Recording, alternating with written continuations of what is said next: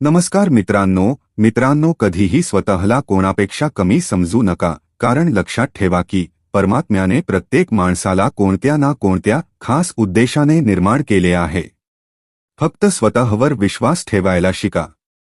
सर्वात आधी स्वतःवर विश्वास ठेवायला शिका. आजचा हा ज्योतिष व्हिडिओ वृश्चिक, स्कॉर्पिओ राशीसाठी अतिशय विशेष आहे. वृश्चिक मासिक भविष्य जून 2026 तुमच्यासाठी कसे राहील, कसे राहणार आहे, सर्व विषयांवर सविस्तर माहिती देणार आहे. कारण हा असा महिना आहे मित्रांनो, ज्यामध्ये देवगुरु बृहस्पती उच्च राशीत प्रवेश करणार आहेत. म्हणजेच उच्चस्थ राशीत प्रवेश करतील. तसेच जवळपास 5 ग्रह बृहस्पती, शुक्र, सूर्य, मंगळ आणि बुध या महिन्यात राशी परिवर्तन करणार आहेत. सर्वप्रथम बृहस्पती 2 जूनला कर्क राशीत प्रवेश करतील. तब्बल 12 वर्षांनंतर ते थेट कर्क राशीत येतील. कर्क राशीत बृहस्पती आल्यावर वृश्चिक राशीच्या लोकांसाठी जून महिना कसा राहील हे आपण सविस्तर समजून घेऊया. हा कार्यक्रम जन्मराशी, चंद्रराशी यावर आधारित आहे. आपण पुढील सर्व विषयांवर जाणून घेणार आहोत. आरोग्य, शिक्षण, प्रेम, वैवाहिक जीवन, भाग्य, करिअर आणि व्यवसाय कसा राहील. चला जाणून घेऊया. ठीक आहे. तुमची वृश्चिक रास आहे. या राशीचे स्वामी म्हणजे मंगळ ग्रह. मंगळ तुमच्या 6व्या भावात आहे. शनी तुमच्या 5 भावात आहेत. सूर्य तुमच्या 7 भावात आहेत. शुक्र आणि बुध 8 भावात आहेत. बृहस्पती तुमच्या 9व्या भावात आहेत आणि केतू 10व्या भावात विराजमान आहेत. सर्वात आधी तुमच्या आरोग्याबद्दल जाणून घेऊया. तुमचे आरोग्य कसे राहील. मित्रांनो, प्रथम भाव हा आरोग्याचा भाव असतो.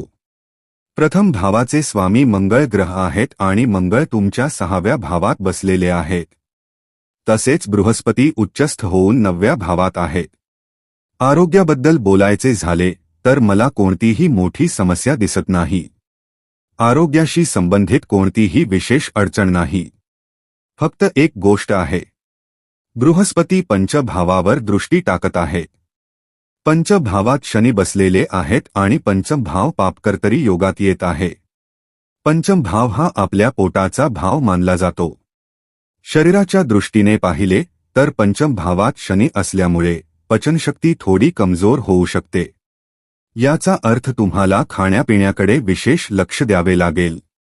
पंचभावाशी संबंधित विषयांबद्दल तुम्ही जास्त विचार कराल. जसे की प्रेमसंबंध, शिक्षण, खाण्यापिण्याच्या सवयी, यकृत, पचनसंस्था आणि मधुमेह यांसारख्या गोष्टींकडे लक्ष देणे आवश्यक राहील. आणि या महिन्यात जर तुम्ही एखाद्या लांबच्या प्रवासाला जात असाल तर अधिक काळजी घेण्याची गरज आहे. याशिवाय इतर कोणतीही मोठी समस्या दिसत नाही. चला पुढे जाऊया आणि जाणून घेऊया की तुमचे शिक्षण कसे राहील. पंचम भाव हा शिक्षणाचा भाव असतो. तसेच तो संततीचा, प्रेमसंबंधांचा आणि शिक्षणाचाही भाव असतो.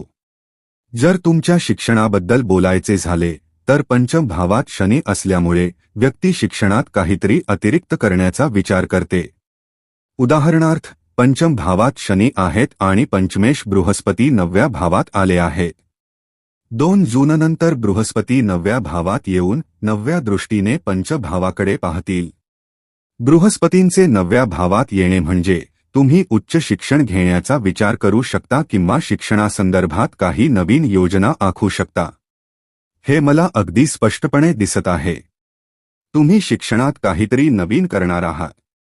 कदाचित अभ्यासक्रम बदलाल, उच्च शिक्षण घ्याल, कोचिंग क्लासमध्ये प्रवेश घ्याल किंवा शिक्षणाशी संबंधित काही महत्त्वाचा बदल कराल. पंचभावातील शनी तुम्हाला मेहनत करायला लावतील.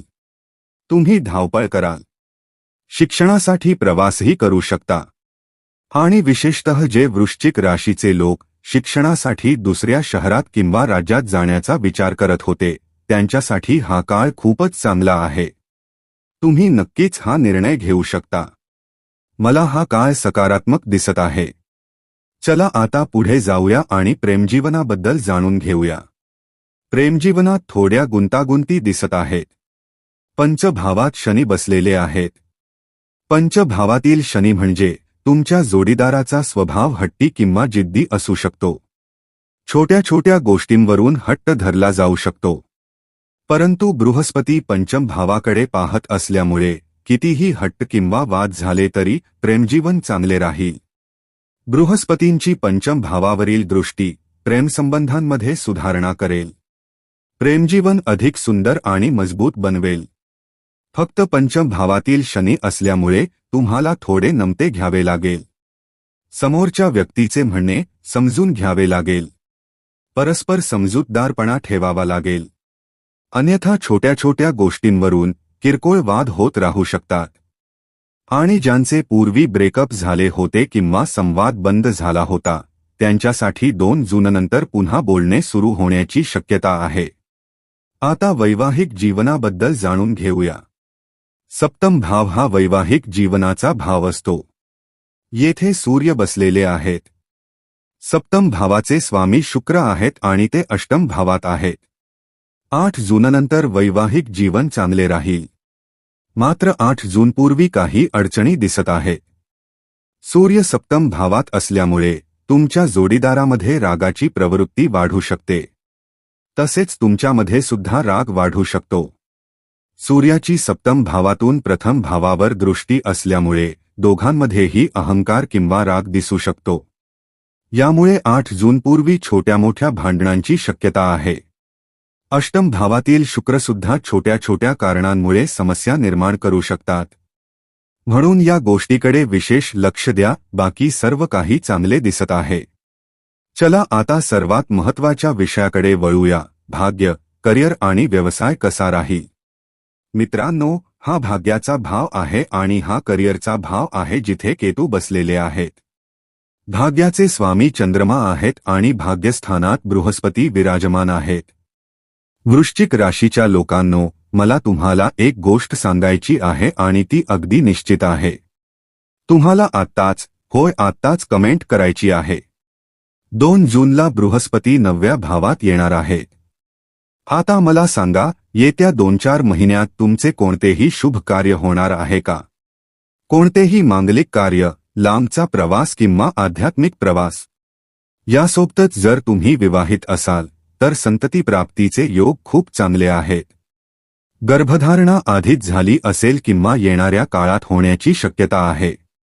किंवा तुम्हाला तुमच्या मुलांशी संबंधित काही आनंदाची बातमी मिळणार आहे. ठीक आहे, या सर्व गोष्टींबद्दल तुम्ही येणाऱ्या काळात मला कमेंट करून नक्की सांगा. आणि बृहस्पती तुमच्या 9व्या भावात असल्यामुळे भाग्य प्रबळ होईल. तसेच एखादा नातेवाईक किंवा असा काही योग तयार होत आहे ज्यामुळे पुन्हा तुमच्यात जवळीक निर्माण होईल. तुमचे नातेसंबंध सुधारतील. हे मला खूप चांगले दिसत आहे. आणि जेव्हा बृहस्पती 9व्या भावात असतात तेव्हा भाग्य मजबूत होते. एखादे शुभ कार्य किंवा मांगलिक कार्य नक्कीच घडते. किंवा खूप दिवसांपासून प्रलंबित असलेली एखादी खरेदी विक्रीची गोष्ट पूर्ण होते. 9व्या भावातील बृहस्पतीमुळे संबंध खूप मजबूत होतात. म्हणून येथे सर्व काही चांगले दिसत आहे. 10वा भाव हा करिअरचा भाव असतो. सूर्य तुमच्या सप्तम भावात आहेत. होय, करिअरबाबत तुम्ही थोडा विचार कराल. वृश्चिक राशीच्या लोकांनो, कारण सूर्य तुमच्या सप्तम भावात आहे.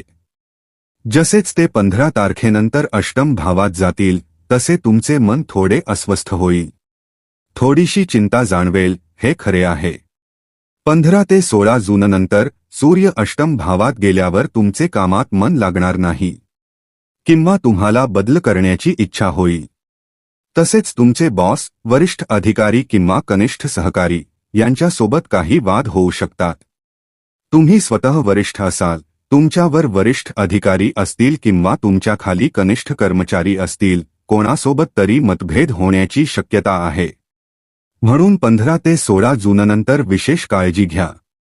बाकी एकूण पाहता सर्व काही ठीक दिसत आहे. कामकाज चांगले दिसत आहे. फक्त थोडेसे लक्ष ठेवा की कोणासोबतही वादविवाद होऊ नयेत. आणि जर तुम्ही नोकरी शोधत असाल तर 15 जूनपूर्वी चांगले योग आहेत. त्यानंतर योग तितकेसे अनुकूल दिसत नाहीत. व्यवसायासाठी हा महिना खूपच चांगला आहे. कारण बुध अष्टम भावात विपरीत राजयोग निर्माण करत आहे आणि जूनच्या मध्यापासून तुमचा व्यवसाय आणखी चांगला होईल. तुम्ही काय करावे? सर्वप्रथम हनुमान चालिसाचे पठण करावे. तुमचे इष्टदेव हनुमानजी आहेत. बजरंगबलींची दररोज हनुमान चालिसा म्हणा. मंगळाचा बीज मंत्र देखील जपा. ओम क्रा क्री क्रौं सह भौमाय नमः. यासोबतच चंद्राचा बीज मंत्र नक्की जपा. ओम श्रा श्री श्रौं सह चंद्राय नमः आणि महादेवांचा मंत्र ओम नमः शिवाय हा मंत्र दररोज 108 वेळा जपावा. वृश्चिक राशीच्या लोकांनो, जून महिना तुमच्यासाठी भाग्योदय, शुभ कार्य, नातेसंबंधातील सुधारणा आणि नवीन संधी घेऊन येत आहे. फक्त संयम ठेवा, स्वतःवर विश्वास ठेवा आणि योग्य वेळी योग्य निर्णय घ्या. 2 जूननंतर तुमच्या जीवनात कोणती आनंदाची बातमी, शुभ घटना किंवा मोठा बदल घडतो ते आम्हाला कमेंटमध्ये नक्की सांगा.